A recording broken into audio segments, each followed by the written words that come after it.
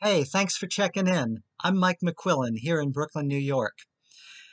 I'm 68 now, an old white man, Jewish, Irish American, but I'm also a writer.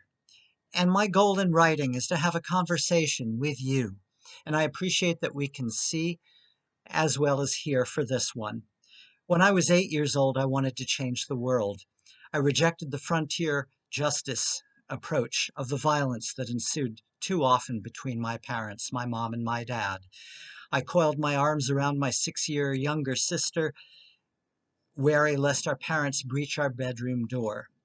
But I channeled that in later years with therapy, with my own actions as a former U.S. Senate Aid in Washington, D.C. to Stuart Symington and George McGovern, as a Peace Corp volunteer in South Korea where I taught special education teachers for the future, and as a race relations advisor and an award-winning 19-year high school history teacher right here in Brooklyn.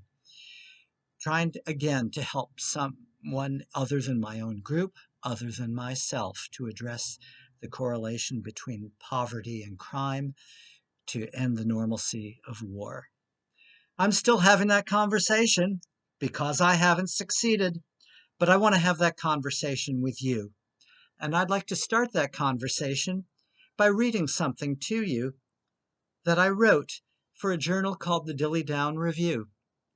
Dilly Down Review, issue 4, if you want to take a look sometime yourself. Or if you decide that this is memorable. That's up to you. This is up to me. A story called The Traits of Leaves Can Teach Us, and this is how it starts. The impressionist lens of a nearsighted naked eye leaves nature's beauty pure. Rain pearls pause on branches to cleanse leaves' vacant spaces. Autumn's yellow-brown patina surrounds my sloshing boots. I walk slowly, perceiving dying leaves in detail. They crisscross on concrete, wind-strewn. Hardened edges curl, protective gestures, as leaves pass elder days. My sister and I, when young, gathered leaf forts, leaping out at fancied foes to call ourselves heroic. Vic Morrow as Sergeant Saunders fought Nazi evil Tuesday nights on television, but Dr. King and the Catholic workers' Dorothy Day inspire this adult. Runners peek at Prospect Park's pastels along Prospect Park's parade ground as Sharon shares our Sunday sojourn. Tourist dollars greet the Berkshire's forest glory. City branches shake in sorrow as we miss what nature offers. In our clatter past to subway, bus, or car toward workplace, school, or store. There we check off task lists that exclude what lends life meaning, including nature's grace. Compassion, service, loving touch mean more than the largest or the most of anything. Yet we contest rising costs and planned obsolescence for fleeting material convenience, status, satisfaction. Status quo corporate politics induces Pavlovian sneers at socialism, cloaking capitalist despair. Better the devil you know than the devil you don't, a 1539 Irish proverb warned. Retirement contrasts how I was with how I can be.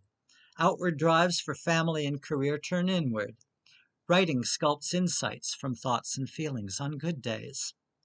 Fluid motions as I walk at length connect heart with mind in depth. A divine hand's work, not mine. Content, I pace through leaves that melt city brick and concrete harshness. Leaves absorb light energy, trade carbon dioxide for oxygen for the photosynthesis of plants. Kneeling, I praise their role in parting. The building superintendent's potent blower will tornado them into streets where spinning tires pray. The imminent deaths of leaves remind that I spend finite days. I greet each tree along our rescue dog's perimeter to bless the breath of life as we carouse outside in morning. Thanks for another good day, I tell them, noting patterns in the bark I lightly touch at sunset. The temporal rest of sidewalk leaves shows their work is done. Mine endures as thumb taps cell phone keyboard. After 19 years of teaching, this screens my classroom now. A Peace Corps year in South Korea training special education teachers taught the value of others' perspectives, the virtue in humility, the efficacy of nonviolence. How we are more than what we do touches others, a Korean soldier turned student told me. His surprising soft affect swayed me to join NYPIRG's Citizens Alliance as a community organizer to have a soft footprint, big impact at home. We'll walk down Northern Boulevard. You're cool. Once the brothers see us talking, a friend said, the day after 5 men grabbed and searched me as I came off the elevated subway in Queens. A confetti stream of flyers from my shoulder bag saved me, proving that I was canvassing for a summer jobs campaign, not drug dealing, lobbying, buying, or informing. It incensed me that society's tolerance for poverty and its crime correlation made such events inevitable. A smile or sunbeam, touch or toy delight infant eyes that greet the world in wonder. It excites a child to start school, find friends, explore words and numbers revelations. Later grade strivings to pass, excel, or earn prizes breed more angst than pride. Will I make the good middle school, high school, or college? Can I get a good job title? Corner office, more money, nice things. Is that all there is? Competition said to bring out our best, places false winner and loser labels. It makes compassion seem weakness. It breeds isolation. Leaves share color and shade, persevere through seasons, fall in due time. Everything exists according to its own nature, as Zen tenet says. Our individual perceptions of worth, correctness, beauty, size, and value exist inside our heads, not outside them. Leaves are peaceful and content, while among us greed and deprivation, denial and fear make violence normal. Our thirst for placebos and presumed happy endings made cliché of Anne Frank's claim that people are good at heart. Her Attic Journal's full statement adds context. I simply can't build up my hopes on a foundation consisting of confusion, misery, and death. I see the world gradually being turned into a wilderness. I hear the ever-approaching thunder, which will destroy us too. Materialism, militarism, economic oppression, police brutality, and the apathy of ignorance abound. Add moderate officials' pandemic inaction, a de facto violence form with Congress on recess as people suffer. Liberalism dissolved on Manhattan's Upper West Side with the Hotel Lucerne, a haven for homeless New Yorkers from rampant virus spreads and shelters.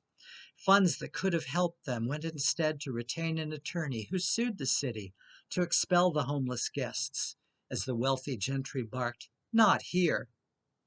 Be the change you want to see in the world, the Mahatma Gandhi said. We idealize others like him. Mother Teresa, Congressmember John Lewis, Medgar Evers, Malcolm X, Dolores Huerta, Cesar Chavez, as well as Dr. King and Day, as if divinities, not humans, who like us had innate potentials that we could, like them, achieve. Fewer people hold greater wealth. A shrinking middle class fears becoming unseen poor. 1 week jobless claims reached 778,000, the Wall Street Journal said. The pandemic may add 15 million to the 35 million who last year struggled with hunger, the Department of Agriculture has warned. Bill Gates, though, lives in a $123 million mansion, owns luxury horse ranches, and worth $80.1 billion, is the world's richest person, according to Business Insider. I salute his philanthropy. I question its limit. When I give food to the poor, they call me a saint. When I ask why the poor have no food, they call me a communist, Brazilian Archbishop Dom Helder Camara memorably said in the 60s. Guests called me a free person. They said I was close to God when I served at Brooklyn's Chip Soup Kitchen before the pandemic, though I was just there on Wednesdays. I cry at how grateful they were for what little we gave. It seems like a drop in the bucket. May we all make it rain.